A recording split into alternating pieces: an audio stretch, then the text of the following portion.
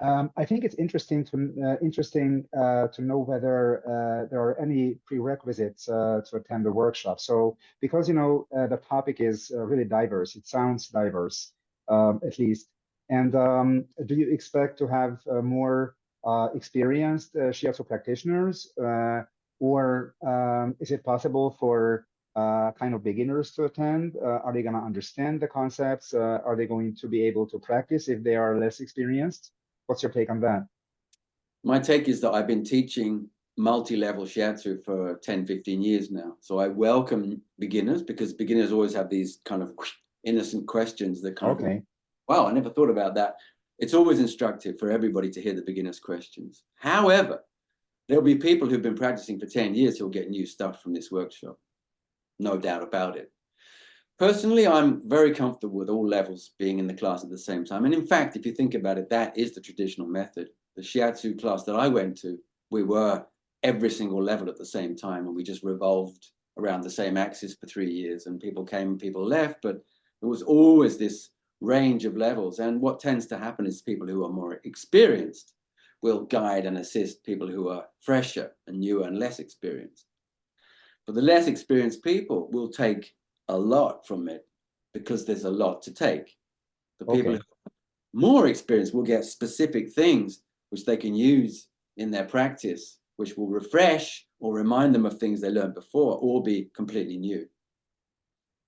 All right. And what if somebody will be obsessed with your teaching? So are you thinking about any kind of continuation, or how can we imagine this?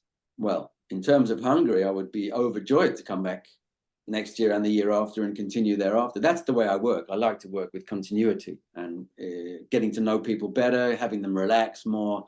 We get to be more of a family, and then the teaching becomes easier, and the learning becomes easier, and the sharing becomes much more creative and productive. So I'm definitely in form. I mean, I work in terms of continuity, but there's also possibility to follow my workshops in other countries, because I'll be teaching all over the place in the coming months and years, hopefully.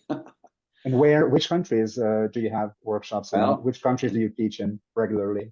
I'm going to be teaching in Poland pretty soon, and in Portugal, and in Canada.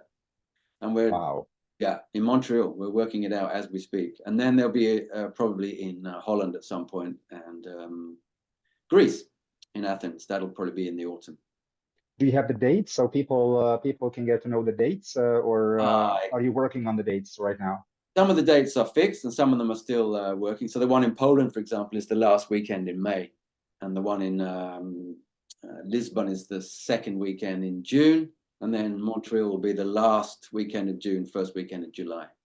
I'm sure. So you're going to have the dates so we can actually see them pretty soon. I'll be able to publish them. By the time we get to Budapest, everything will be fixed.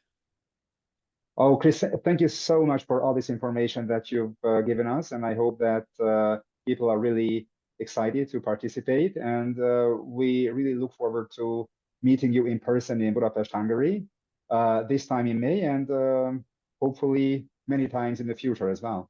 That would be wonderful. Thanks, Victor. Thank you so much. Thank you.